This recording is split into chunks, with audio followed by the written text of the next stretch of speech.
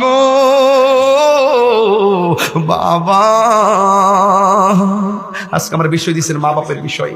আমি একটু বলে দিয়ে যাচ্ছি, আনুষঙ্গিক অনেক কথা বলছি। আমার বাপরে হারাইছে, আমি বুঝি বাপ কেমন বটবৃক্ষ। বাবা গো বাবা, আমার বাপের সপ্তাহে 4 দিন আসতে নাসির শিপাশালার মাজারে। সপ্তাহে কয়দিন? 4 দিন।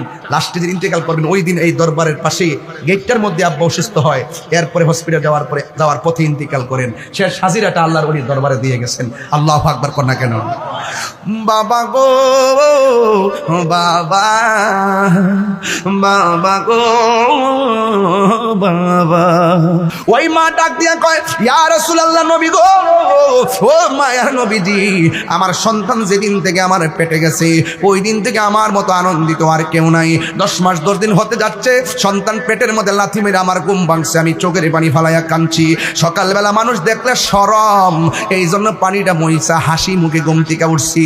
ও নবী, আমি যখন খাইতে বসছি আমার পোলা পেটের মধ্যে লাথি মারছে, আমি খাবারের প্লেট রাইখা দিছি। মানুষ জিজ্ঞাসা রাখলা কেন?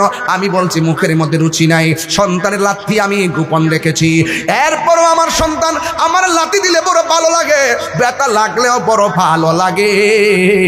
কারণ হলো একটা, কারণ না লড়লে মনে হয় যেন বাচ্চারা পেটে মইরা রইছে, লাথি যখন দেয় তখন মনে আনন্দ লাগে আমার পোলাটা জিন্দা আছে। এই হলো মায়ের অভিব্যক্তি। ও বন্ধুগণ, ওয়াহনান আলা ওয়াহনিন, এই পৃথিবীর মধ্যে কষ্টের পর কষ্ট যায় করে তিনি হলো তোমার মা। এমন ভাবে 10 মাস 10 দিন আমি যখন ঘরের দরজা লাগাইয়া দাইমা আমারে লইয়া বইছি, আমি নাকি সন্তান প্রসবের সময় কয়েকবার বেহুশ হয়ে গেলাম। এরপরে যাক আল্লাহ বাঁচায় রাখছে, আমি সুন্দর করে সন্তানটারে প্রসব করলাম, তিলে তিলে সন্তানটারে বড় করলাম। আমার শরীরটা দুর্বল হয়ে গেছে, তখন আমার সন্তান আমারে মূল্য দেয় না। একদিন বললাম, বাবা এমন ব্যবহার করিস না, বড় কষ্ট পায়। এই সন্তান আমাকে দমক মারছে, যেই মাত্র দমক মারছে মা কই পুত্রে আমার এমন ভাবে দমকটা দিলে কেন? তখন নবী গো, আমি সন্তানের কষ্ট পাই আল্লাহর কাছে হাত বাড়াইছি, আল্লাহরে ডাক দিয়ে বলছি, আল্লাহ আমার পোলা মনে যে কষ্টটা দিতেছে তুমিও তারে কষ্ট দিও। আল্লাহ যে আমি ফাগুলনির দোয়াটা কবুল করছে, এই জন্য আমি হাসতেছি, আমার মতো আনন্দিত আর কেউ নাই। এরপরে আমার নবী তো উম্মতের কান্ডারি, উম্মতের কষ্ট সহ্য করতে পারে না। ওই মুহূর্তে আল্লাহর হাবিব বলেন, মাগো আপনি হয়তো দেখেন না কবরের মধ্যে আযাব হইতেছে, আপনারা আওয়াজ করে বলুন আমার নবী দেখার ক্ষমতা আছে না নাই? ওয়ামা ইয়াস্তাবিল আহইয়া ওয়ালাল আমওয়াত ইন্নাল্লাহা ইউসমিউ মাইয়াশা। যারা মুর্দা যারা জিন্দা তারা এক হতে পারে না। ওয়ামা ইয়াস্তাবিল আহইয়া ওয়ালাল আমওয়াত, যারা মুর্দা যারা জিন্দা তারা সমান হতে পারে না।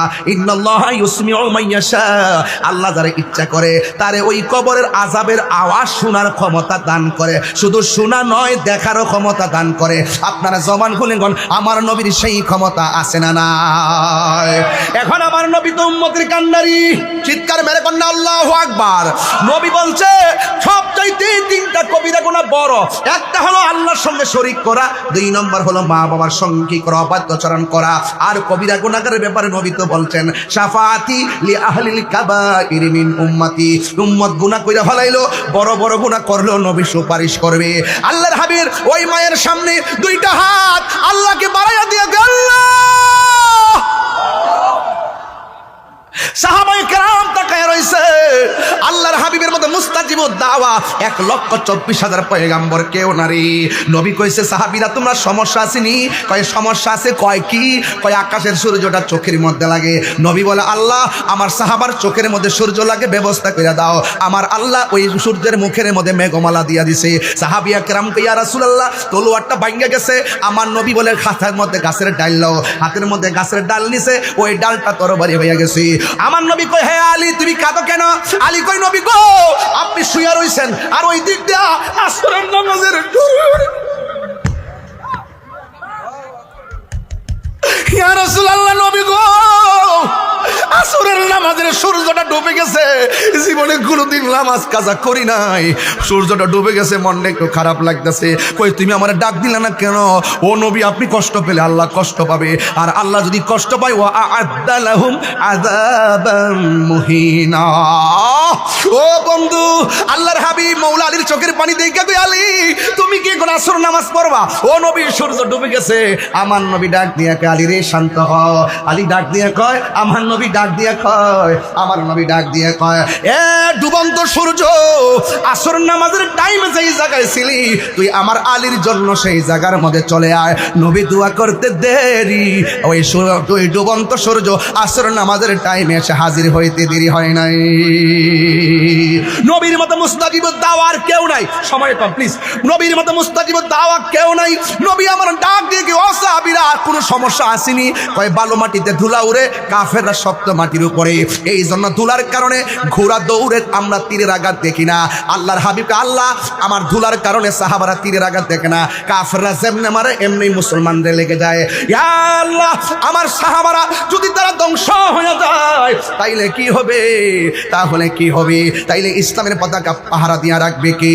ও বন্ধুরে, বন্ধুরে, ও শাস্তাগঞ্জের বাবা, ইন দি মিন টাইমে আমার নবী যখন বললেন, ও আল্লাহ, ও আল্লাহ, ও আল্লাহ, আমার সাহাবীরা ধুলাবালির কারণে কিছুই দেখে না, নবী আমার দোয়াটা করতে দেরি, আমার আল্লাহ আসমান থেকে মুষলধারে বৃষ্টি নামাইয়া শক্ত মাটির পিছলা বানাইছে আর বালু মাটির শক্ত বানাইয়া দিছে। জোরে জোরে কি সুবহানাল্লাহ বলা যাবে না? আমার নবী ডাক দিয়ে সাহাবারা কি বলতে চাও? আল্লাহর হাবিবকে সাহাবায়ে কেরাম বলে, ইয়া রাসূলুল্লাহ, যুদ্ধ কইরা এমন তৃষ্ণার্ত হইয়া গেলাম, পানি নাই। রাসূল বলে, এনাটা নিয়ে আসো, মানে পাত্রটা নিয়ে আসো। এবার পাত্র আনার পরে আল্লাহর হাবিবের আল্লাহর হাবিবের আঙ্গুল মোবারকটা পাত্রের মধ্যে এমন ভাবে ধরলেন, ধরতে দেরি বাথরুমের মধ্যে যেমনে ঝর্ণার পানি ঝরে, আল্লাহর হাবিবের হাতের আঙ্গুল মোবারক থেকে ঝর্ণা পড়তে পড়তে পাত্র পূর্ণ হয়ে গেছে। চিৎকার মেরে কি আল্লাহু আকবার বলা যাবে না? তার মানে বুঝাইতে চাইতেছি, নবীর মতন মুস্তাজিবুদ দাওয়া পৃথিবীর কেউ না। নবী বললে আল্লাহ দাও, আমার নবী দিয়ে আল্লাহ দিয়ে দে। ইন্নামা আনা কাসিম ওয়াল্লাহু ইউতি, নবী কয় আল্লাহ আমার দে, আমি নবী বন্টন করি। ও গো নবী, প্যারা নবী, তোমারই দরবার যেথায় গেলে একবার যেতে চাই বারবার। এই মদিনা যেতে চাননি আপনারা? ও গো নবী, প্যারা নবী, তোমারই দরবার যেথায় গেলে একবার যেতে চাই বারবার। দু জাহানে চলে নবী তোমার জমিদারি, দু জাহানে চলে নবী তোমার জমিদারি। আল্লাহ সব কিছুর মালিক, তুমি বন্টনকারী। আমরা নবীর ভিখারি, আমরা কার ভিখারি? আমরা হয় না রে কার ভিখারি? আমরা হাত তুলে বড় খুশি হব, কার ভিখারি? আমরা নবীর ভিখারি। তোমার ক্ষমতা চলে আসমানে শুধু জমিনে নয়, তোমার ইশারায় মাগরিব হতে উল্টায় আসর। ওয়াজ বুঝাই গেছি? তোমার ক্ষমতা চলে আসমানে শুধু জমিনে নয়, তোমার ইশারায় মাগরিব হতে উল্টা আসর হয়। তোমার মুজিজার কথা কি শেষ করিতে পারি? খেজুর গাছের ডাল হয়ে যায়, খেজুর গাছের ডাল হয়ে যায় ধারালো তরবারি। আমরা নবীর ভিখারি, আমরা কার ভিখারি গো বলো? নবীর ভিখারি, আমরা নবীর ভিখারি। ও গো নবী, প্যারা নবী, তোমারই দরবার যেতাই গেলে একবার যেতে চাই বারবার। দু জাহানে চলে নবী তোমার জমিদারি, দু জাহানে চলে নবী তোমার জমিদারি। আল্লাহ সব কিছুর মালিক, তুমি বন্টনকারী। আমরা নবীর ভিখারি, আমরা নবীর ভিখারি। আমরা কার ভিখারি গো বলো? হয় নাই কার ভিখারি গো বলো? এই আমরা নবীর ভিখারি, আমরা নবীর ভিখারি। জোরে জোরে কি আল্লাহু আকবার বলা যাবে না? হায় রে, নবীর মতন মুস্তাজিব দাওয়া কেউ সুবহানাল্লাহ কইতেন না? आसमानों ही पर सब नबी रह गए, अर्शे आज़म पे पहुंचा हमारा नबी सबसे हमारा नबी सबसे बाला কত সুন্দর লাগতেছে আমার যুবক পোলা পান্ডি। নবী সবসে আলা হো আলা হমারা নবী সবসে বালা হো আলা হমারা নবী। क्या खबर कितने तारीकिले छुप गए, पढ़ने डूबे ना डूबा हमारा नबी में कब्र अंधेरी में घबराऊंगा जब तन्हा इमदाद मेरी करने আজান রাসূলুল্লাহ। জোরে কোন সুবহানাল্লাহ। আমি বলছি বাবা নবীর মতন মুস্তাক রাজ্জাক ভাই, এইচডি মিডিয়া। এবং অনেক কনকন শীতের মাঝে, কুয়াশার মাঝে অনেক লোক আপনারা দাঁড়িয়ে আছেন। যেই মহান রব্বে করিম আমাদের সকলকে আজ এই মুশান মাহফিলে আসার সুযোগ দিয়েছেন, শুকরিয়া তান সকলে পড়ুন আলহামদুলিল্লাহ। লাখ কোটি দরুদ ও সালাম ওই নবীজি নূরানি কদম মুবারকে, যিনি হায়াতুন নবী, নূর নবী, গায়েবের খবর দেনেওয়ালা হুজুর পুর নূর সাল্লাল্লাহু আলাইহি ওয়াসাল্লামের উম্মত হিসাবে আল্লাহ পাক আমাদের সকলকে কবুল করেছেন। এই জন্য শুকরিয়া তান সকলে পড়ুন আলহামদুলিল্লাহ। আজকে মাহফিল কমিটির পক্ষ থেকে আমাকে বিষয় দেওয়া হয়েছে সূরা বনী ইসরাঈলের 23 নম্বর আয়াত সম্পর্কে বিস্তারিত আলোচনা করার জন্য। মাহফিল কমিটিদের বেঁধে দেওয়া বিষয় অনুযায়ী আমি আপনাদের সামনে কিছু কথা বলবো। আল্লাহ পাক যেন আমাদের সকলকে আমল করার তৌফিক দান করে, বলুন আমিন। একটি ঐতিহ্যবাহী মাহফিল, অনেক গুরুত্বপূর্ণ জায়গায়, অনেক দিনের সাধনা, অনেক দিনের ত্যাগ ভালোবাসার ভিত্তিতে ধারাবাহিক এই মাহফিলটি চলে আসছে। 50 বছর পর্যন্ত একটি মাহফিল চলমান। তার মানে বুঝতেই পেরেছেন এই মাহফিলটা যারা শুরু করেছিলেন, অনেকগুলা মানুষ কিন্তু তারা অন্ধকার কবরে চলে গেছে। কথা বলেন ঠিক কিনা? আরে আগামী 100 বছর পূর্তি যখন হবে, এখানে অনেকে আমরা কবরে চলে যাব। বুঝতে পেরেছেন? আমাদেরকে আর দেখা যাবে না।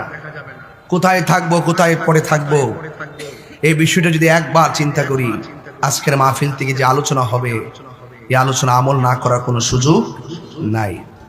আমাকে বিষয় দিয়েছেন মা বাবার খেদমতের উপরে কথা বলার জন্য।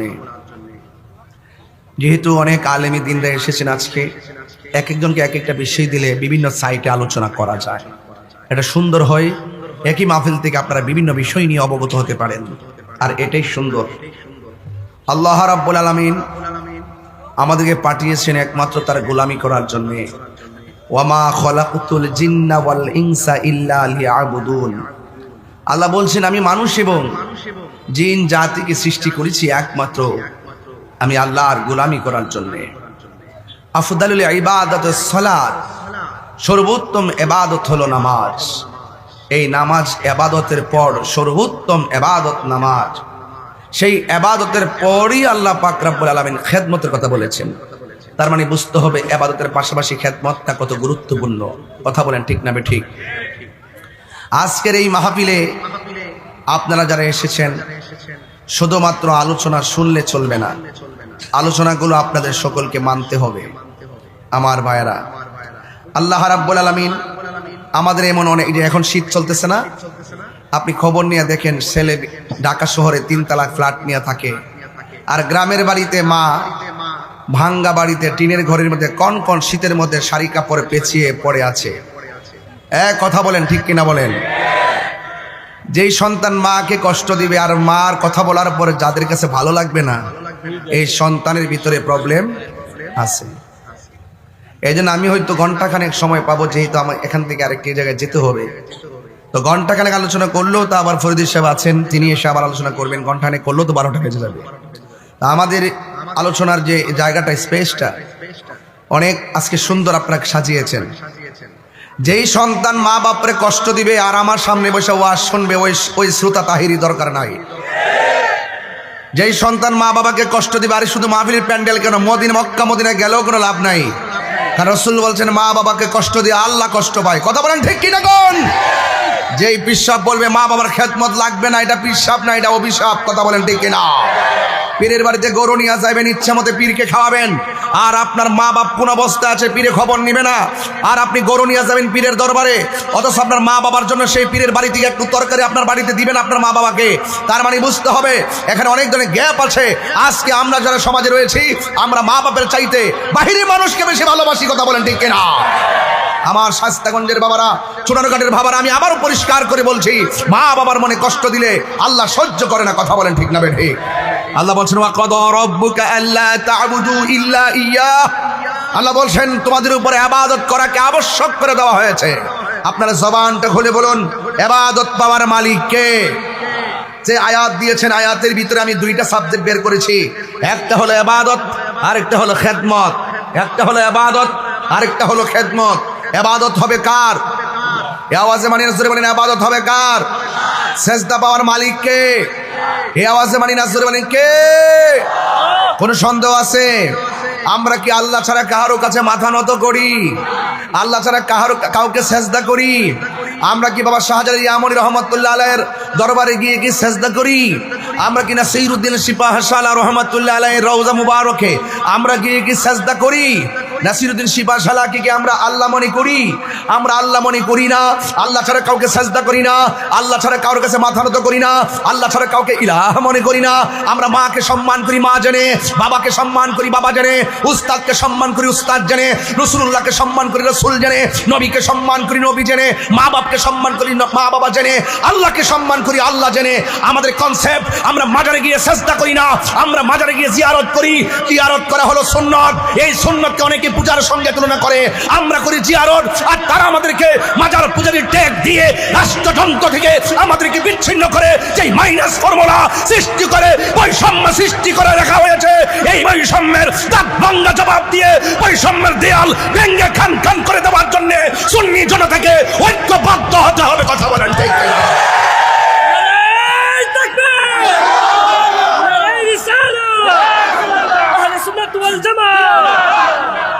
আমার ভাইয়েরা, কথা পরিষ্কার, কথা অত্যন্ত আকাশে উদীয়মান তার কারাজির মতন পরিষ্কার, আকাশে দীপ্যমান সূর্যলোকের মতো পরিষ্কার, আকাশে উদীয়মান সূর্যালোকের মতো পরিষ্কার। ইউনিভার্সাল ট্রুথ হিসাবে আমি বলে দিয়ে যেতে চাই, আজকে রাষ্ট্রযন্ত্র আহলুস সুন্নাত ওয়াল জামাতকে মাইনাস ফর্মুলায় রেখেছে একটা মাত্র কারণ, ওই সমস্ত রাষ্ট্রযন্ত্রের ডানে বামে স্বাধীনতা বিরোধী, সার্বভৌমত্বের বিরোধী, ধর্মদ্রোহী, দেশদ্রোহী মানুষের ছত্রছায়ায় রাষ্ট্রযন্ত্র পরাধীনতার শৃঙ্খলা আবদ্ধ হওয়ার কারণে মনে হচ্ছে যেন জিম্মি হয়ে আছে। সেই জিম্মির দেয়ালকে ভেঙে দিতে হলে এই দেশের 65% তরিকাপন্থীকে এই দেশের সার্বভৌমত্ব সুরক্ষায় কাজে লাগাতে হবে। কথা বলেন ঠিক কিনা বলেন? আমার ভাইয়েরা, কোন জায়গায় সমস্যা সেটা আপনাকে ফাইন্ড আউট করতে হবে। সমস্যাটা কোন জায়গায়? শিক্ষিত সমাজ কয় সুন্নিরা মাজার পূজারী, শিক্ষিত সমাজ কয় সুন্নিরা ভণ্ড, শিক্ষিত সমাজ কয় সুন্নিরা মাজারে গিয়ে পূজা করে, শিক্ষিত সমাজ কয় সুন্নিরা মাজারে গিয়ে সেজদা করে। আসলে কি সেজদা করি? বলে আসলে কি সেজদা করি? এই যে আমাকে আয়াত দিয়েছেন, এখন বলবেন যে তাহিরি গরম ভাষায় কথা বলে। আমার হাত বান্দিবি, পা বান্দিবি, মন বান্দিবি কেমনে? মনে করছেন নরম একটা বিষয় দিলেই আমি ঠান্ডা হয়ে যাব?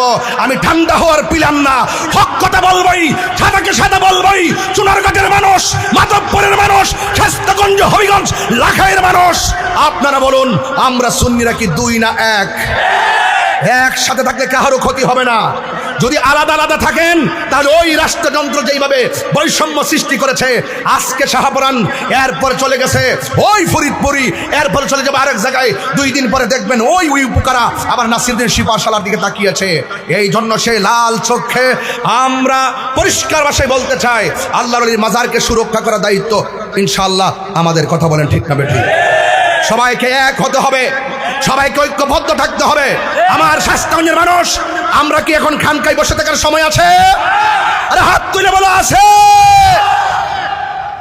সবাইকে বলছি অ্যালার্ট থাকুন, সতর্ক থাকুন, ঐক্যবদ্ধ থাকুন। আওয়াজ করে বলুন সাজদা পাওয়ার মালিককে। আল্লাহ বলছেন ওয়াকাদা রাব্বুকা আল্লা তা'বুদু ইল্লা ইয়াহ, আল্লাহ ছাড়া কারো ইবাদত করা যাবে না। আল্লাহ বলছেন তোমাদের উপরে ইবাদত করাকে আবশ্যক করে দেওয়া হয়েছে।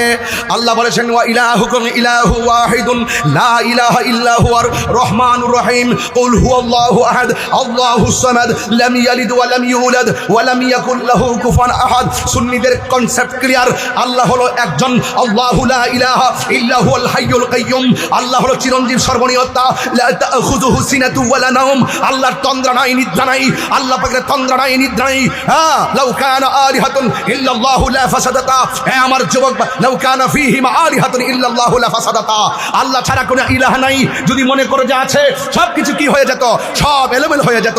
আল্লাহ একজন সব নিয়ন্ত্রণ করছেন বলেই নিয়মিত সূর্য ওঠে, আবার আকাশে চাঁদ ওঠে, আবার সূর্য অস্ত যায়, আবার তারকা ওঠে, আবার সূর্য হারিয়ে যায়। কোথাও দিন কোথাও রাত। বলুন এর পিছনে কারিগরকে? আর বড় করে কারিগরকে? তাহলে এই কথাগুলো তো আমরা অনেক বছর ধরে বলতেছি, এরপর আমরা পারি না কেন? এরপর আমরা আগাতে পারি নাই কেন? আমাদের একতার অভাব ছিল। আজকে আমরা দুই না এক। আপনারা চিন্তা করবেন না, যারা ঐক্যবদ্ধ হয়েছে, যারা ঐক্যবদ্ধ হয়েছেন, আলহামদুলিল্লাহ তৃণমূল আপনাদেরকে খুব সুন্দর করে গ্রহণ করেছেন। যদি আবার আপনাদের মাঝে কোনো ধরনের ডান বাম কিছু হয়ে যায় কোনো না কোনো কারণে, সারা জীবন আপনারা আপনাদের বিবেকের কাছে অপরাধী বলে সাব্যস্ত থাকবেন এবং তৃণমূল কিন্তু অনেক ব্যতীত হবে। এই জন্য আশা করছি আমাদের দায়িত্বশীলরা যেভাবে আগাচ্ছেন এইভাবে আগাতে থাকুন। ইনশাআল্লাহ কোটি সুন্নি জনতা আমরা মাঠে ময়দানে আছি। কথা বলেন ঠিক না বেঠিক? এবার আসুন, ছেলে, ওই ছোট্ট ছেলেটাকে দাঁড় করো। এটা তুমি দাঁড়াও, তুমি দাঁড়াও, কাছে কাছে কাছে, এদিকে এদিকে। তোমার নাম কি? হ্যাঁ, আল্লাহ কয়জন? এর বয়স কত? 8-9 বছরের পোলার জিগাইলাম যে আল্লাহ কয়জন? হ্যাঁ কয় একজন। আর আঙ্গু দেশের ওই মৌলবীরা রাষ্ট্রযন্ত্রে বুঝাইছে, তাহিরিরা মাজারিকে পূজা করে, তাহিরিরা ওই উলিয়াল্লাহরে আল্লাহ মনে করে, আর রাষ্ট্রযন্ত্রে এটা ডুব গিলছে। বুঝছেন নি? আমরা কোথায় নিয়ে আমরা ফালাইছে চিন্তা করে দেখেন। 8 বছরের বাচ্চাও বুঝে আল্লাহ পাকের ওয়াহাদানিয়াত সম্পর্কে। আর কথা বলেন না, ঠিক কিনা বলেন? এই অপপ্রচার করতে করতে শিক্ষিতরা বুঝাইছে মাইনাস ফর্মুলা, মাইনাস ফর্মুলা। একটা কথা মনে রাখবেন, তাহিরিরা এখন জিন্দা আছে, জিন্দা এখনো আছে। জবাব ইনশাল্লাহ সময় মতো আমাদের সকলকে দিতে হবে। আমরা আলাদা থাকার সুযোগ, আমরা সকলকে নিয়ে দেশটা সাজাতে চাই। আমি আবারও বলছি, আপনারা বিভাজন সৃষ্টি করবেন না, আপনারা অযথা আমাদেরকে ট্যাগ দিবেন না, আপনারা অযথা আমাদেরকে অপব্যাখ্যা করে আমাদেরকে অপবাদ দিবেন না। যদি আপনারা যদি সহজ হন, আমরা চাই আপনারা আমাদের হাতে হাত মিলান। আকীদার সমস্যা হলে আপনি আমাকে বুঝিয়ে নেন, আর না হয় আপনি বুঝে আসুন। হাতে হাত রাখুন, ঐক্যবদ্ধ হন, তইলে সংসদের কোনা কানা দিয়া জায়গা নেওয়ান যাইব। আর নাইলে কিন্তু খবর আছে, নাইলে কি আছে? খবর আছে। যে এই প্রক্রিয়া অ্যাপ্লাই করছেন, 1 বছর পরে হোক আর 10 বছর পরে হোক, হাড্ডি কিন্তু গুঁড়ো থাকতো না। কবর থেকে লাশ তুলে আগুন ধরাই দিচ্ছেন না, এই সংস্কৃতি ভালো লক্ষণ না। আপনি যেই কবর থেকে তুলছেন তার জীবত কিন্তু বংশ কিন্তু মরছে না। একদিন সুযোগ পাইলে তারাও কিন্তু ছাই কইরা উড়াই দিব। কথা বলেন ঠিক না বেঠে? হ্যাঁ, কথা বলেন ঠিক কিনা বেঠে? যেই খেলা দেখাইছেন একসঙ্গে 90টা মাজার ভাঙছেন, এগুলো ভালো লক্ষণ না। তরিকাপন্থীরা কিন্তু ভেসে আসে নাই। আহলুস সুন্নাত ওয়াল জামাত বানের জলে ভেসে আসা কচুরি পানা নয়। আমার কথা একটু গরম হয়ে যাচ্ছে, কারণ এখানে ওয়াহাদানিয়াতের ওয়াজ চলছে। আমার কনসেপ্ট ক্লিয়ার করতেছি। ওয়াকাদা রাব্বুকা আল্লা তা'বুদু ইল্লা ইয়াহ, আল্লাহ ছাড়া কারো ইবাদত করা যাবে না।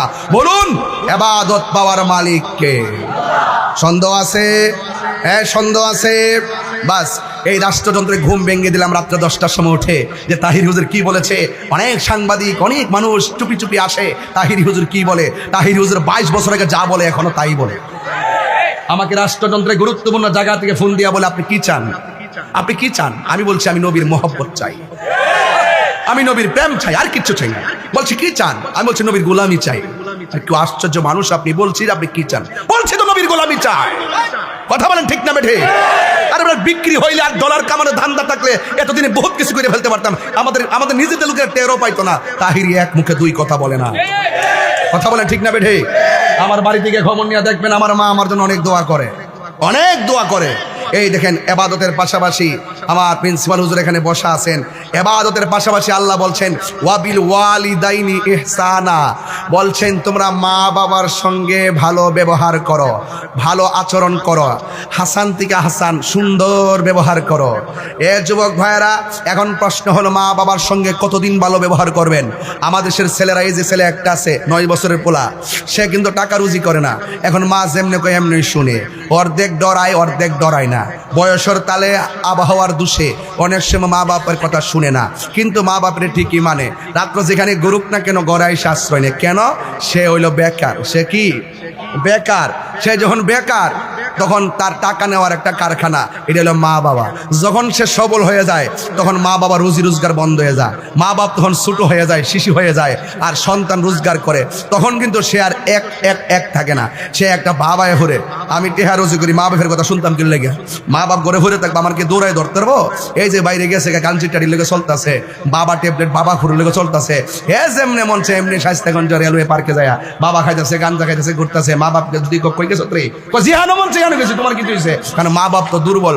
এই জন্য আল্লাহ সন্তানদেরকে সাবধান করে দিয়েছে। আল্লাহ বলছেন ইম্মা ইয়াবলুগান্না ইনদাকাল কিবারা আহাদুহুমা আও কিলাহুমা, আল্লাহ বলছেন মা বাবার একজন অথবা দুইজন যদি বৃদ্ধ হয়ে যায়, বৃদ্ধা হয়ে যায়, বয়স্ক হয়ে যায়, মা বাবার সঙ্গে কোনো অসৌজন্যমূলক আচরণ করা যাবে না। কেমন? ফালা তাকুল্লাহুমা উফফিন ওয়ালা তানহারহুমা, মা বাবার সঙ্গে এমন ভাবে ধমক দিয়ে কথা বলা যাবে না যে মা বাবা বলবে ওহ রে ফুত করলে কি।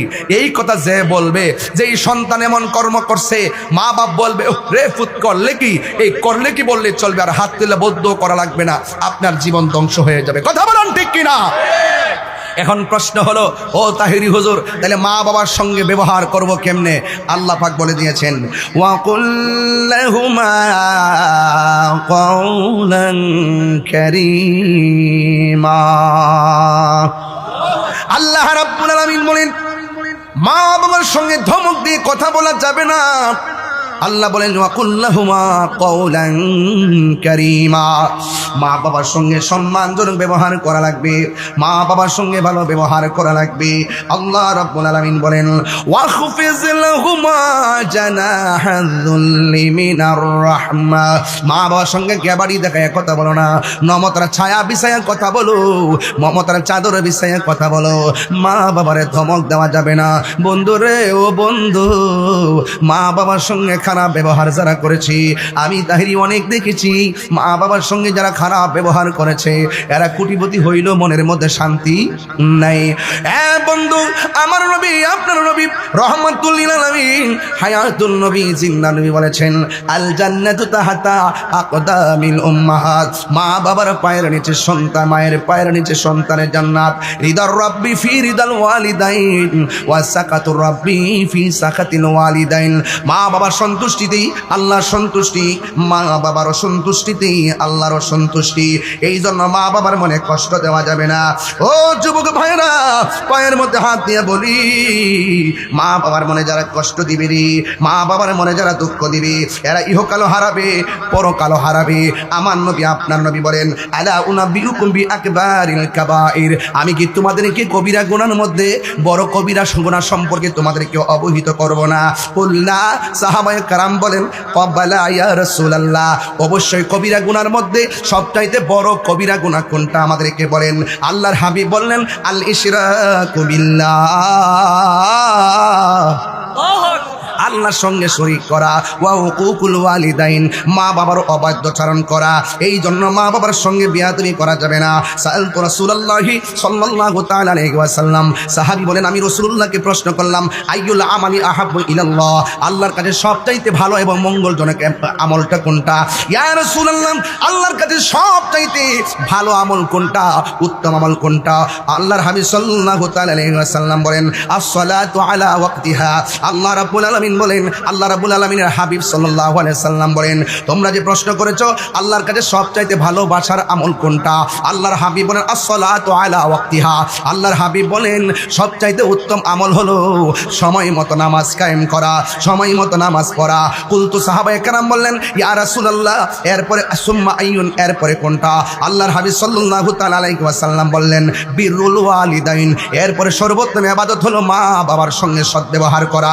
কুলতু সুম্মা আইয়ুন, আমি জিজ্ঞেস করলাম ইয়া রাসূলুল্লাহ, এরপরে কোন আমলটা সবচাইতে উত্তম? ক্বালা রাসূলুল্লাহ সাল্লাল্লাহু তাআলা আলাইহি ওয়াসাল্লাম আল জিহাদু ফি সাবিলিল্লাহ, এরপরে সবচাইতে উত্তম আমল হলো আল্লাহর রাস্তায় জিহাদ করা। হ্যাঁ যুবক ভাইরা, যেই জায়গার মধ্যে আল্লাহর হাবিব বলেছেন আল্লাহ রাব্বুল আলামিনের কাছে সবচাইতে প্রিয় উত্তম আমলটা হলো সময় মতো নামাজ পড়া।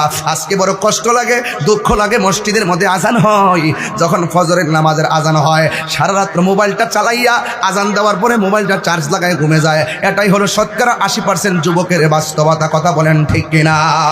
সে মনে মনে কল্পনা করে আজানটা হয়েছে কিনা, চার্জটা শেষ হয়েছে কিনা, আজানটা দেওয়ার পরে মোবাইলটারে চার্জে লাগায় ঘুমে যায়। অথচ মুয়াজ্জিন যখন বলে আসসালাতু খায়রুম মিনান নাওম, ঘুম থেকে নামাজ উত্তম, অথচ বান্দা চয়েস করেছে নামাজ থেকে ঘুম উত্তম। আল্লাহ বলে বান্দা তুই আমার সঙ্গে নাফরমানি করেছিস।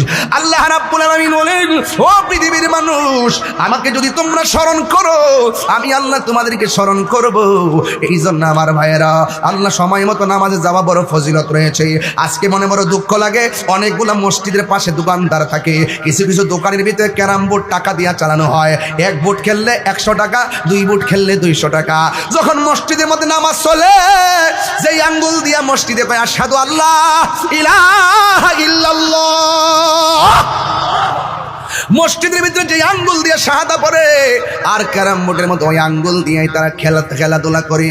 ও বন্ধুগণ, খবর আছে, খবর আছে, খেলায় খেলায় সময় নষ্ট করে দিও না রে বাজি। এই জন্য আমার আল্লাহর হাবিব বলেন এরপরে সবচাইতে উত্তম আমল হলো মা বাবার খেদমত করা।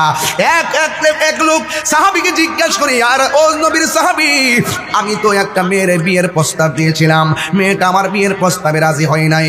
এরপরে কিছুক্ষণ পরে দেখলাম মেয়েটাকে আরেকটা ছেলে বিয়ের প্রস্তাব দিয়েছে, শুধুমাত্র বিয়ের প্রস্তাবই দেয় নাই, মেয়েটা বিয়ের প্রস্তাবের মধ্যে রাজি হয়ে গেছে। এরপরে ছেলেটার সঙ্গে মেয়েটারে বিয়ে হয়ে গেছে। এখন মনে মনে ভাবলাম এই ছেলেটাও ছেলে, আমিও ছেলে। আমি মেয়েটারে প্রশ্ন করলাম, তোমাকে পছন্দ করি, তোমাকে বিয়ে করতে চাই। মেয়ে বলে আমি রাজি নয়, কিন্তু একটা ছেলে আমার চাইতে বেশি সুবিধা নয়। মেয়েটা বলে তোমার প্রস্তাবে রাজি, বিয়ে হয়ে গেছে। আমি ছেলে তখন মেয়েটার প্রতি ক্ষুব্ধ হয়ে গেছি, আমি মেয়েটারে নিজের হাত দিয়া খুন করেছি। নবীর সাহাবী গো, ও সাহাবী একটু বলেন না, এত বড় গুনাহ আমি করছি, আমার গুনাহটা ক্ষমা হবে নি? তখন নবীর সাহাবী ডাক দিয়া কয়, যুবক, আমি তোমার কাছে জানতে চাই তোমার মা বেঁচে আছেনি? এবার ছেলেটা কয়, না, আমার মা দুনিয়াতে বেঁচে নাই। আর একটা সাহাবী শুই না কয়, ও নবীর সাহাবী, এই ছেলেটা বলছে মেয়েকে খুন করেছে। আপনি বললেন এই ছেলেটা বলছে মেয়েকে খুন করেছে, অথচ ছেলেটা বলছে আমার ক্ষমা আসেনি। আপনি তাকে ক্ষমা রাস্তা না দেখাইয়া আপনি প্রথম বলছেন তার মা আসেনি।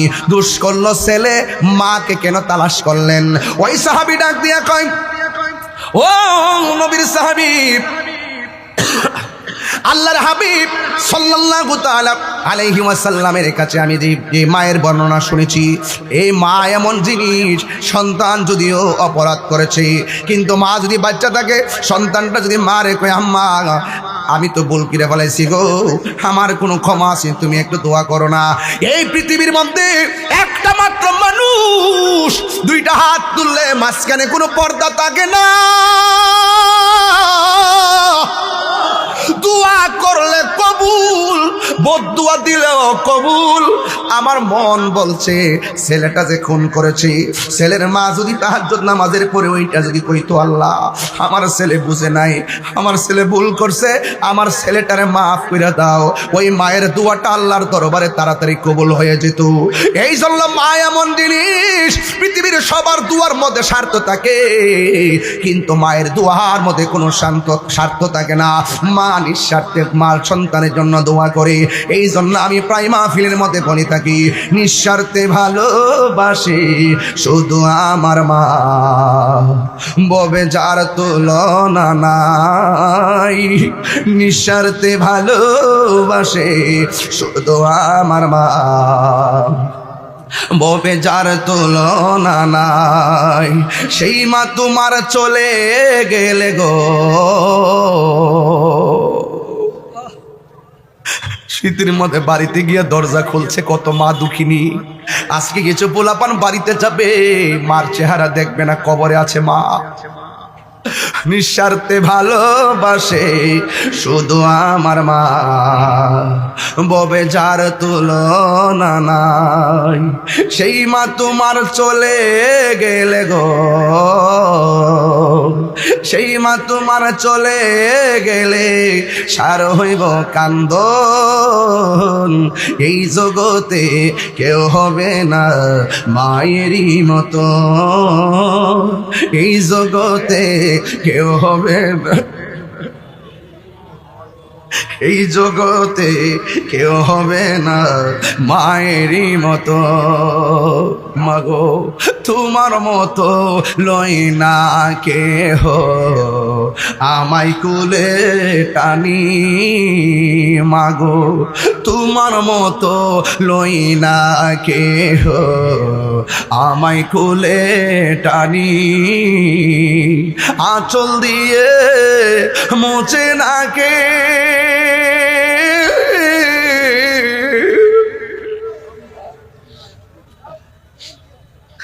আঁচল দিয়ে মুছে না কেউ আমার চোখের পানি।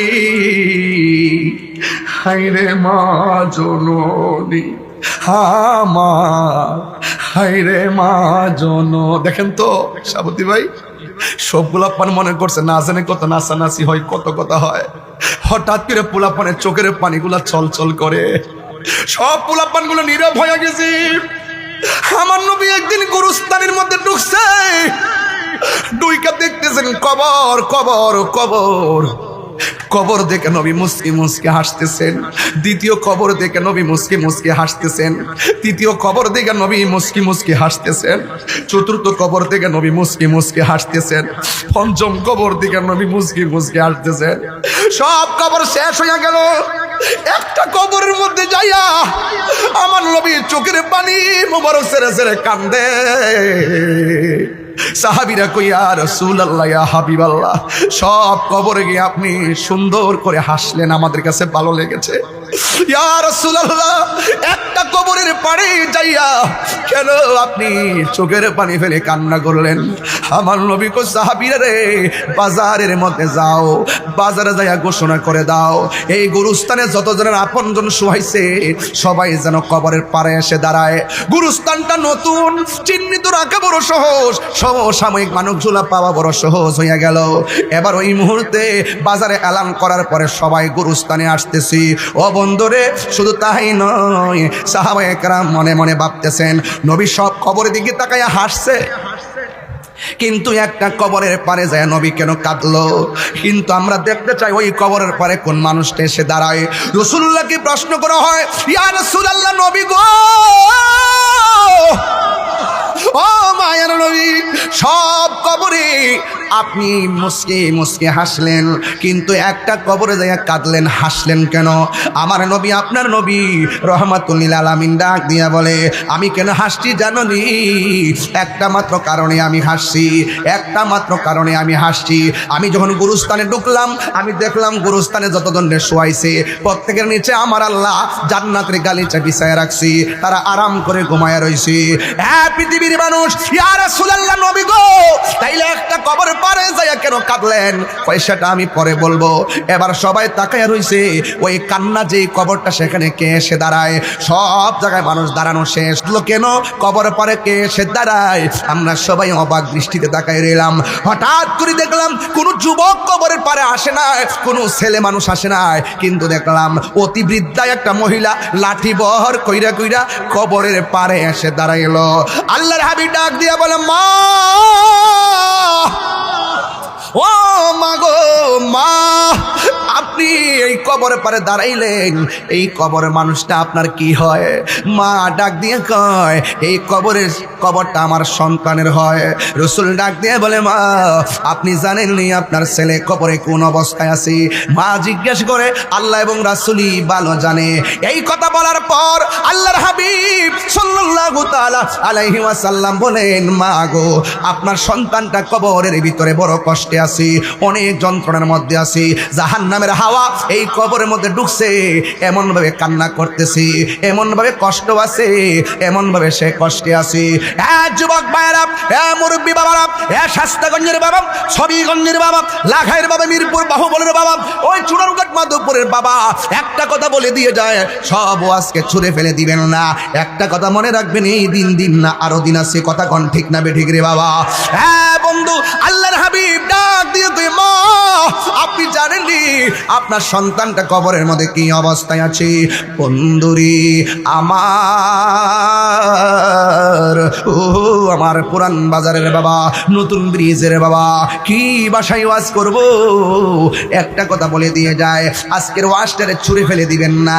এবার মহিলা যেই মাত্র শুনছে, আমার নবী বলেছেন তোমার সন্তানটা জাহান্নামের অগ্নিতপ্ত হাওয়ার মধ্যে কাতরাচ্ছে, এই কথা যেই মাত্র শুনছে, শুনুন, আমার মা যদি এই মুহূর্তে শুনে, অথবা শাহাবুদ্দিন হুজুরের আম্মা যদি এই মাত্র শুনে, না দুনিয়াতে তো নাই, কিন্তু আমার আম্মা যদি শুনে, পৃথিবীর সব মা যদি শুনে যে তার সন্তানের মাথাটা ফেটে গেছে, মা কি তখন হাসবে না কাঁদবে? কিন্তু আমার নবী যখন বলল আপনার সন্তানটা জাহান্নামের আগুনে জ্বলতেছে, ওই মুহূর্তে মা হাসে নাই, মা কান্না করে নাই, চোখ দিয়া পানি আসে নাই। ওই মা তখন মুস্কি মুস্কি হাসতে শুরু করেছেন। আল্লাহর হাবিব ডাক দিয়া বলে, মা আপনাকে বললাম আপনার সন্তান কবরে আযাবের মধ্যে আছে, এটা শোনার পরও কেন আপনি হাসলেন? কারণটা কি? এবার মা তার দুঃখের বিবরণ দেয়। এটাই ছিল আজকের আমার ওয়াজের মূল বিষয়। আপনাদের কি কোনো কষ্ট হয় না কি রে বাজি? এই কষ্ট নিবেন না, ওয়াজটারে আজকে বাড়ির মধ্যে নিয়ে যাবেন। ওই মা ডাক দিয়া কয়, ইয়া রাসূলুল্লাহ, নবী গো, ও মায়ার নবীজি, আমার সন্তান যেদিন থেকে আমার পেটে গেছে, ওই দিন থেকে আমার মতো আনন্দিত আর কেউ নাই।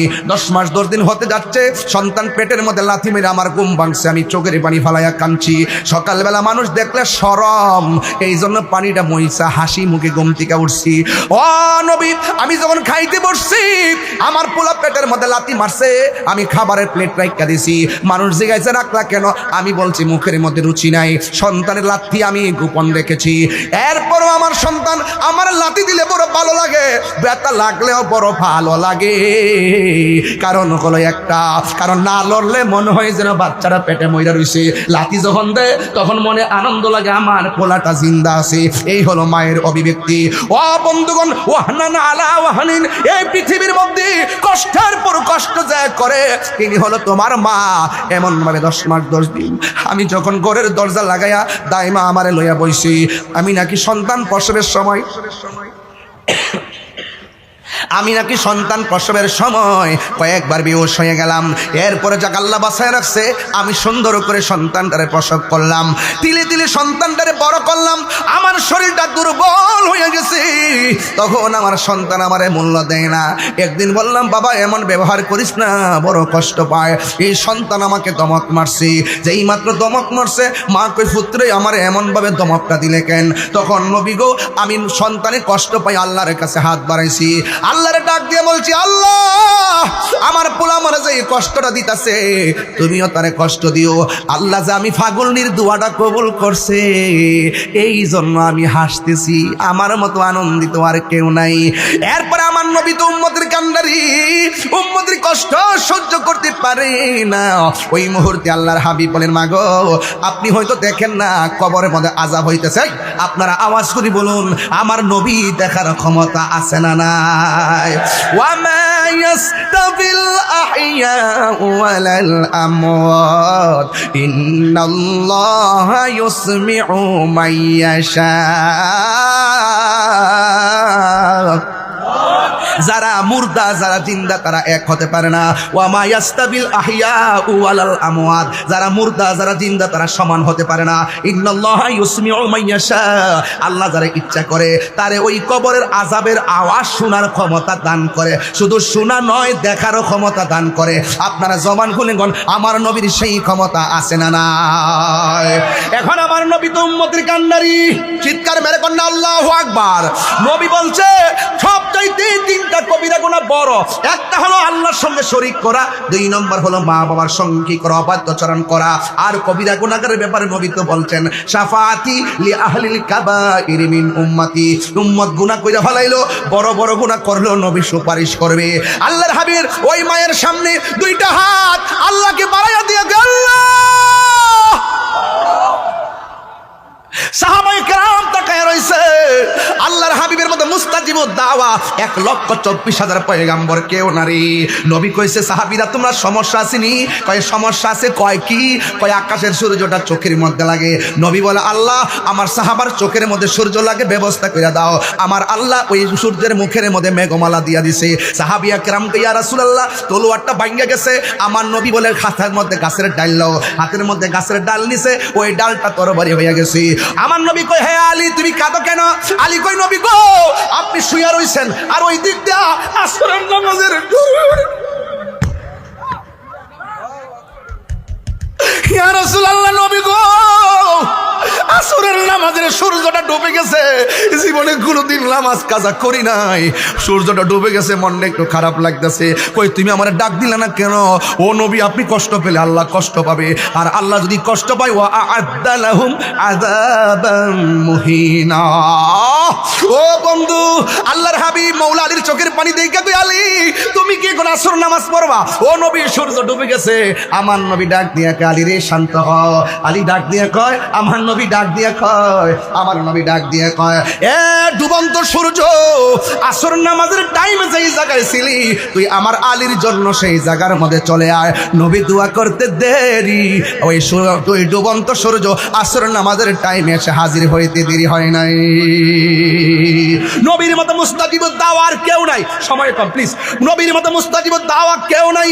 নবী আমার ডাক দিয়ে কি ও সাহাবীরা কোনো সমস্যা আসেনি? কয় বালু মাটিতে ধুলা উড়ে, কাফেররা শক্ত মাটির উপরে, এই জন্য ধুলার কারণে ঘোড়া দৌড়ে আমরা তীরের আঘাত দেখি না। আল্লাহর হাবিব আল্লাহ আমার ধুলার কারণে সাহাবারা তীরের আঘাত দেখে না, কাফেররা যেমনে মারে এমনি মুসলমানদের লেগে যায়। ইয়া আল্লাহ আমার সাহাবারা যদি তারা ধ্বংস হয়ে যায় তাইলে কি হবে? তাহলে কি হবে? তাইলে ইসলামের পতাকা পাহারা দিয়া রাখবে কি? ও বন্ধুরে বন্ধুরে ও শাস্তাগঞ্জের বাবা, ইন দি মিন টাইমে আমার নবী যখন বললেন ও আল্লাহ ও আল্লাহ ও আল্লাহ, আমার সাহাবীরা ধুলাবালির কারণে কিছুই দেখে না।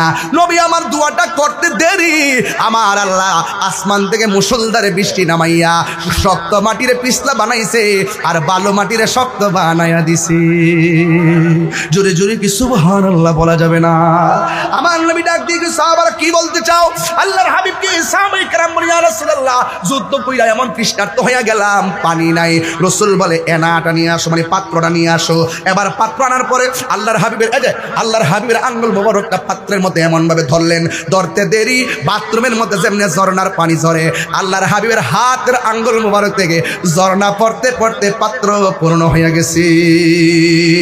চিৎকার মেরে কি আল্লাহু আকবার বলা যাবে না? তার মানে বুঝাইতে চাইতেছি নবীর মতো মুস্তাজিবুদ দাওয়া পৃথিবীর কেউ না। নবী বললে আল্লাহ দাও, আমার নবী দিয়ে আল্লাহ দিয়ে দে। ইন্নামা আনা কাসিম ওয়াল্লাহু ইউতি, নবী কয় আল্লাহ আমার দে, আমি নবী বন্টন করি। ও গো নবী প্যারা নবী তোমারই দরবার যেথায় গেলে একবার যেতে চাই বারবার। এই মদিনা যেতে চাননি আপনারা? ও গো নবী প্যারা নবী তোমারই দরবার যেথায় গেলে একবার যেতে চাই বারবার। দু জাহানে চলে নবী তোমার জমিদারি, দু জাহানে চলে নবী তোমার জমিদারি। আল্লাহ সব কিছুর মালিক তুমি বন্টনকারী, আমরা নবীর ভিখারি। আমরা কার ভিখারি? আমরা হয় না রে কার ভিখারি? আমরা হাত তুলে বড় খুশি হব। কার ভিখারি আমরা? নবীর ভিখারি। তোমার ক্ষমতা চলে আসমানে শুধু জমিনে নয়, তোমার ইশারায় মাগরিব হতে উল্টায় আসর। ওয়াজে বুঝাই গেছি। তোমার ক্ষমতা চলে আসমানে শুধু জমিনে নয়, তোমার ইশারায় মাগরিব হতে উল্টায় আসর হয়। তোমার মুজিজার কথা কি শেষ করিতে পারি? খেজুর গাছের ডাল হয়ে যায়, খেজুর গাছের ডাল হয়ে যায় ধারালো তরবারি। আমরা নবীর ভিখারি। আমরা কার ভিখারি গো বলো? নবীর ভিখারি। আমরা নবীর ভিখারি। ও গো নবী প্যারা নবী তোমারই দরবার যেতাই গেলে একবার যেতে চাই বারবার। দু জাহান চলে নবী তোমার জমিদারি, দু জাহান চলে নবী তোমার জমিদারি। আল্লাহ সব কিছুর মালিক, তুমি বন্টনকারী। আমরা নবীর ভিখারি। আমরা নবীর ভিখারি। আমরা কার ভিখারি গো বলো? হয় নাই কার ভিখারি গো বলো? এই আমরা নবীর ভিখারি। আমরা নবীর ভিখারি। জোরে জোরে কি আল্লাহু আকবার বলা যাবে না? হায় রে, নবীর মতন মুস্তাজিব দাওয়া কেউ সুবহানাল্লাহ কইতেন না? আসমানো হি পর সব নবী রহ গয়ে, আরশে আজম पे पहुंचा हमारा नबी सबसे हमारा नबी सबसे बाला। কত সুন্দর লাগতেছে আমার যুবক পোলা পান্ডি। নবী সবসে আলা হো আলা মারা নবী সবসে বালা হো আলা মারা নবী। क्या खबर कितने तारी किले छुप गए, पढ़ने डूबे ना डूबा हमारा नबी। में कब्र अंधेरी में घबराऊंगा जब तन्हा इमदाद मेरी करने আজান রাসূলুল্লাহ। জোরে কোন সুবহানাল্লাহ। আমি বলছি বাবা নবীর মতন মুস্তাজিবুদ দাওয়া কেউ নাই। এবার মা দাঁড়ায় রইছে, আমার নবী বলেন আল্লাহ ওই মহিলা তো কবরে আযাব দেখে না, কিন্তু আল্লাহ মহিলাটারে একটু কবরে আযাবটা দেখাইয়া দাও, এই কবরটারে আলোক করে দাও। এই কবর কি আসল ঘর না নকল ঘর? কিরে বাজি, এই মুহূর্তে 10 বছর একটা কবর খুললে কি পাইবেন কোন তো? না থাকবে, কে বলছে থাকবে? হাড্ডি থাকবে। আমি বাজে বললে গেছি, শিখাইছি এখন। 3 দিন পরে, কয়দিন? 3 দিন পরে নাকটা পচে যায়, 6 দিন পরে নখ গোলা উঠে যায়, 9 দিন পরে মাথার চুল গোলা উঠে যায়, 10 দিন পরে চোখটা ফেটে যায়, 17 দিন পরে পেটটা ফেটে যায়, 60 দিন পরে গোশতগুলো হাড্ডি দিয়ে উঠে যায়, 60 বছর পর্যন্ত হাড্ডিগুলা থাকে। কিছু কিছু হাড্ডি মাথার সারা সহকারে থাকে। 60 বছর পরে মাথার হাড্ডিও থাকে না। ঠিক কিনা? আমার নবী বলে আল্লাহ ওই কবরটারে আলোক করে দাও, মহিলাটা যেন তার সন্তানরে দেখে। এবার মহিলার সামনে কবরটা ফাঁক হয়ে গেছে। এবার আমার নবীজি ওই রুহুর উপর আযাবটা দেখাইয়া দিলেন, আল্লাহও দেখাইয়া দিলেন। এবার মার মন কি হয় জানেননি? একটা কথা মনে রাখবেন, মারে কষ্ট দিয়া 10 দিন বাড়ির বাইরে আপনি আছেন, মারে খাওন দেন নাই। মা অনেক কষ্ট, বাবা অনেক কষ্ট, কিন্তু ভালোবাসার সুরে যদি মারে ডাকটা দেন, হাজার কষ্ট 5 সেকেন্ডে ভুলে যায়। যেই মাত্র কবরটা আলোক করলো, মহিলাটা দেখা কই নবী গো নবী, আগে যদি জানতাম আমার ফুলারে বদুয়া দিলে আমার আল্লাহ এমন ভাবে জ্বালাইব। মাগো আমি কেমন করে দেব মাটি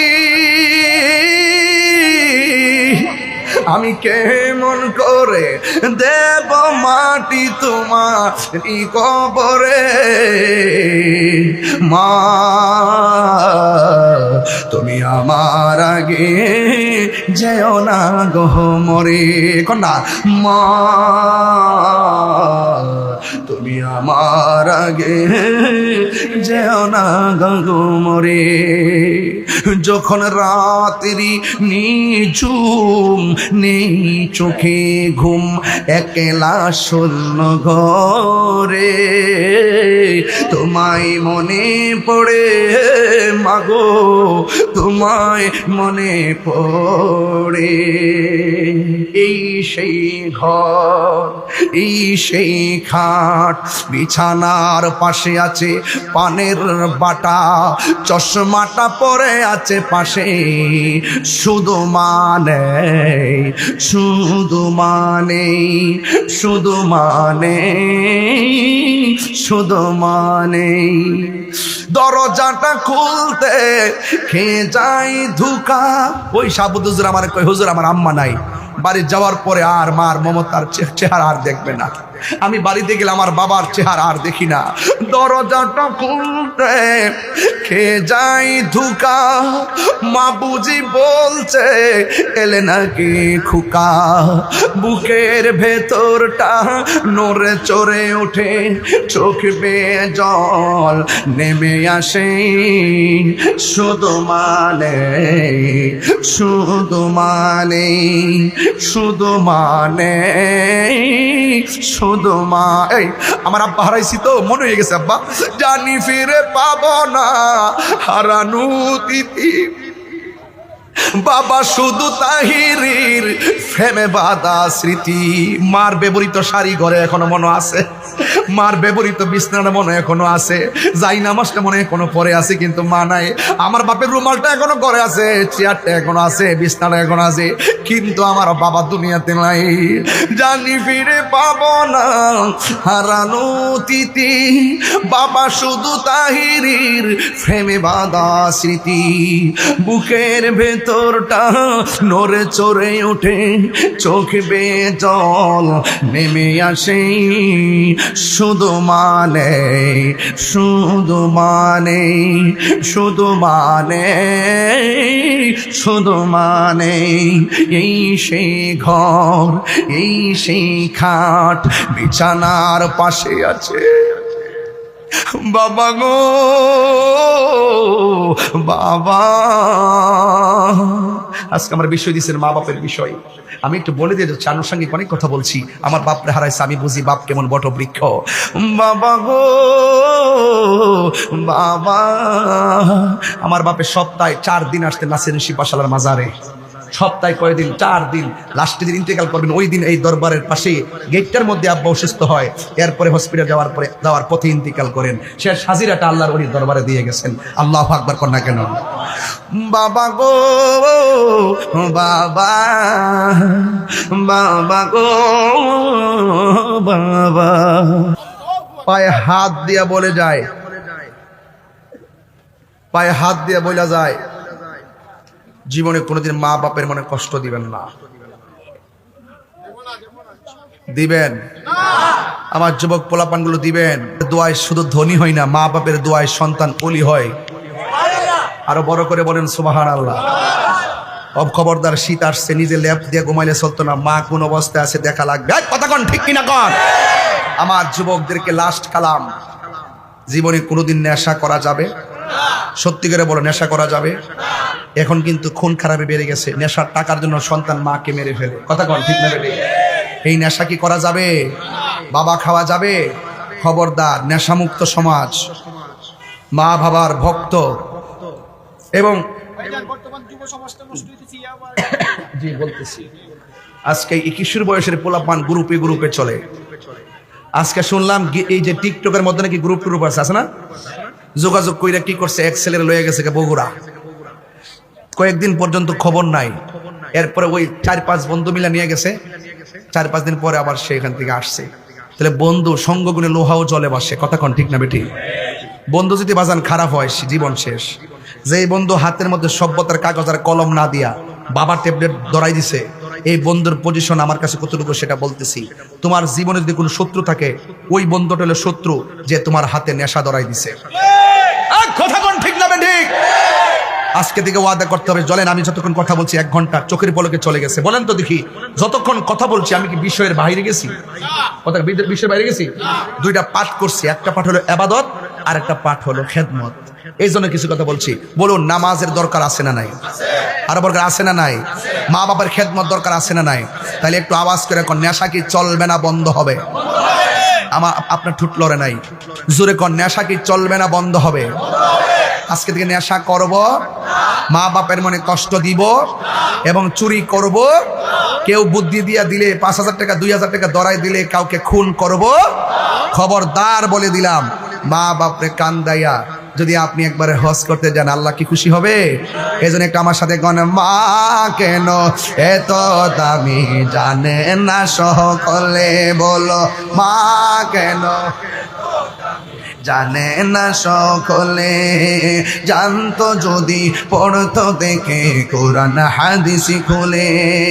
একটি হজের সওয়াব মিলে, একটি সওয়াব মিলে, মাকে একবার দেখিলে, মা কেন মি জানে না সকলে, বলুন মা কেন জানে না সকলে। 2 বছর পান করালো মায়ের বুকের দুধ, কোলে পিঠে নিয়ে আমায় দিতেনি কত সুখ। বাবা,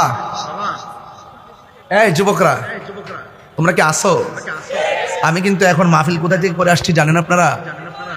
নবীগঞ্জ বাগাউড়া, একবারে ওই যে রানীগঞ্জের ব্রিজ আছে না, ব্রিজের কাছাকাছি থেকে একদম প্রোগ্রাম করে দৌড়ায় আসা কিছুক্ষণ রেস্ট করে আসছি। এখান থেকে আরেকটা জায়গায় যাবো, হ্যাঁ ওই যে লক্ষ্মীপুর। তো আপনাকে আওয়াজ করে কন্ত, যদি আপনার একটু মা বাবার খেদমত করেন, এটা সমাজটাকে পরিবর্তন হবে না? একদম হবে না, হবে। এই জন্য সবাই একটু বলেন, হ্যাঁ মা কেন এত দামি জানে না সকলে, জানতো যদি পড়তো দেখে কোরআন হাদিস খুলে। একটি হজের সওয়াব মিলে, একটি হজের সওয়াব মিলে, মাকে একবার দেখিলে, দেখিলে, মা কেন এত দামি জানে না সকলে।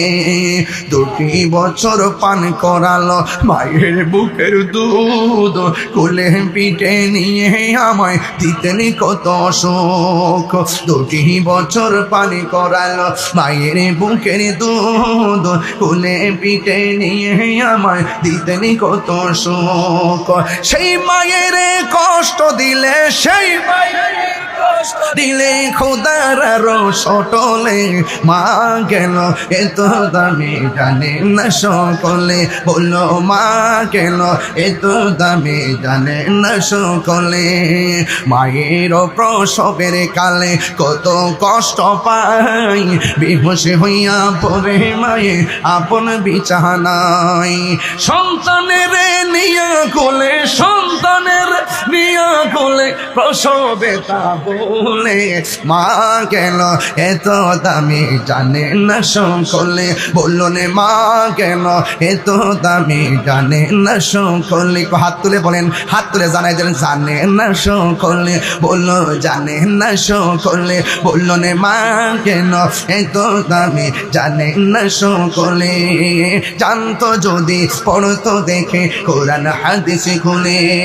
মকবুল হজের সওয়াব মিলে, মাকে একবারে দেখিলে, দেখিলে, মা কেন এত দামি জানে না সকলে, বলুন মা কেন এত দামি জানে না সকলে। মা গো, মা গো, মা, মা গো।